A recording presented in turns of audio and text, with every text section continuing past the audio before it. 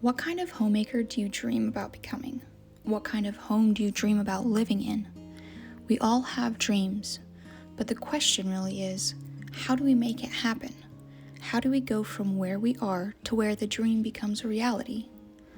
I realized recently that the type of homemaker I dream to be and the home I dream to have is not going to just happen on its own. I can't sit on the couch and wave a wand and watch the clothes get folded, bread made, or perhaps my living room be transformed with a whole new design. Things get done by me doing them little by little with whatever time I have to give to them. When I would share my dreams and aspirations with my husband and be a bit discouraged because we couldn't afford to do much, if anything at all, he used to tell me all the time, "You just have to be a Mrs. Bailey." If you don't know who Mrs. Bailey is, she is the wife of the main character from the classic Christmas movie It's a Wonderful Life.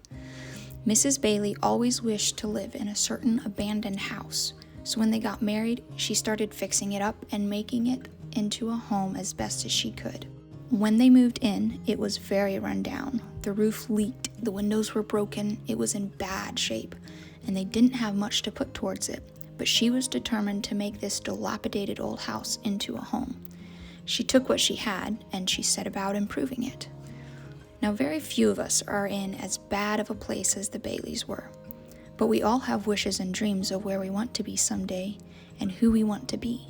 We dream of what kind of home we'll be living in someday.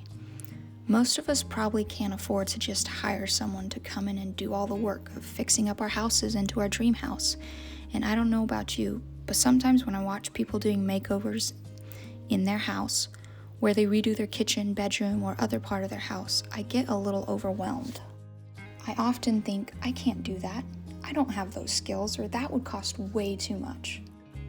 But I came to the realization recently that my dream home isn't going to make itself. We may not be able to afford to do it all right now, but I can do maybe one or two things.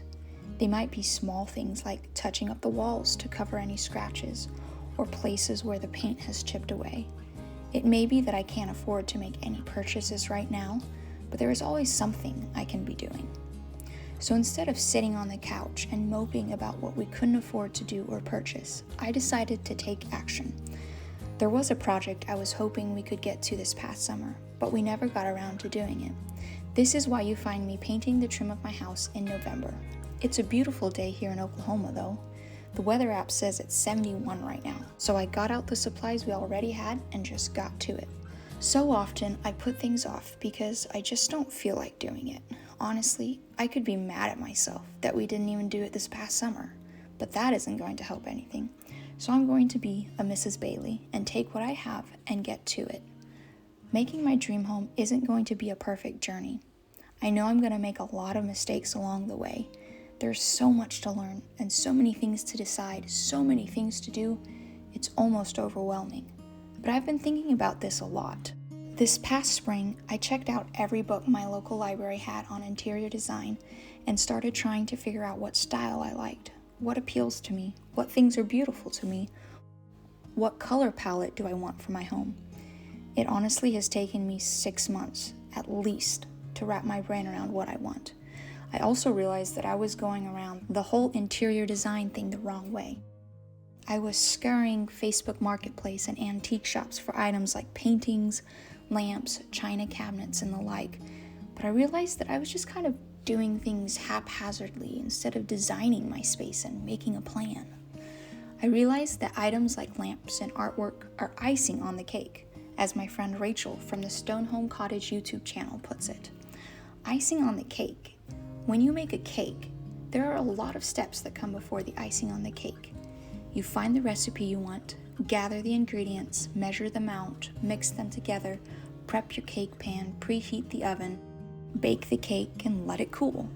Only after you've made the cake can you decorate it.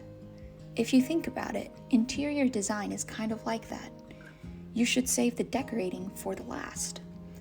There is a lot of prep work and planning that goes into designing a space, and most of that is free. So even if you can't afford to do a whole lot right now, you can plan and gather your ideas while you wait until the proper time when you can afford to do it.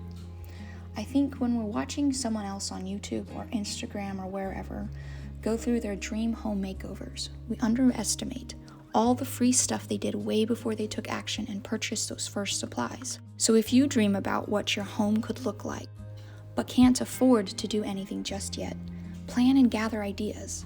It may seem like a letdown to hear that, but it's actually a lot of fun and can be really addicting. And like I said, it's free. If you don't know where to start on planning and gathering ideas, here are a few things that I did. The first thing I did was check out every interior design book my local library had.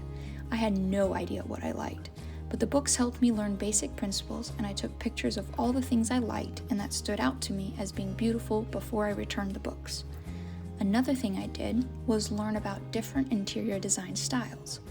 I had no idea what style I liked, and found out that very few people like one style. But figuring out the main elements that go into different styles gives you a little direction. And this leads us to the third thing. Search on Google the different styles to get more ideas and kind of nail down what you like. You don't have to like everything about that style, but it just kind of gives you a little direction. Something else you can do that is free is to pick up paint sample cards from Walmart or Lowe's and play with a few different colors. Pin or stand up the cards somewhere prominent and just leave them there. Live with them there, looking at them when you pass by, and think about which colors you like best. Over time, you'll find what you like best. The last tip I have for you is to make a Pinterest board for every room in your house, including the exterior. Then find pins of different ideas you have as they come up for the different rooms as you think about them and get inspired.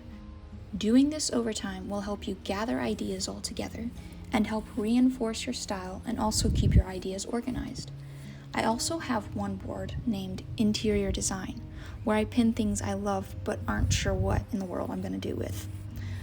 Planning and gathering ideas is a huge step, and it's really fun too. It is hard to sit by and not take any action though, especially for a go-getter like me. So here's something else you can do. No doubt you have a few projects you have been putting off. For example, we've been putting off finishing the paint job on our trim. I also have some curtains I need to fix, among other things. You know what those projects are that you have, so what are you waiting for? They may not be glamorous. They may even seem boring, but once you get started, you'll start enjoying yourself. Besides, projects are done by hard work, and not because they were the most appealing thing out there. Things get done because we do them, not because we always want to do them. So I've decided that I'm going to be a Mrs. Bailey. I've decided that although we can't afford to do a whole lot right now, there are things that I can be doing, so I'm going to be a Mrs. Bailey and just set about doing the best I can with what I have. Right now, that means finishing the paint job. We have all the supplies already, so there's nothing stopping me, not even the weather. It may be November right now, but it's warm out, so I'm going to take advantage of it. So, fellow homemaker, what dreams do you have? Are you wishing for a home makeover? Maybe you have other dreams like learning to sew, cook from scratch, or start a garden. Whatever it may be a Mrs. Bailey. Set about doing the best you can right now with what you have. Pray about it, gather ideas, and make plans. There's a lot you can do right now without even spending a penny. Let's be a Mrs. Bailey and watch our dream life come true. If you were encouraged or inspired by this video, please hit that like button or consider subscribing. Thank you all so much for watching my video, and I'll see you all next time with more homemaking videos.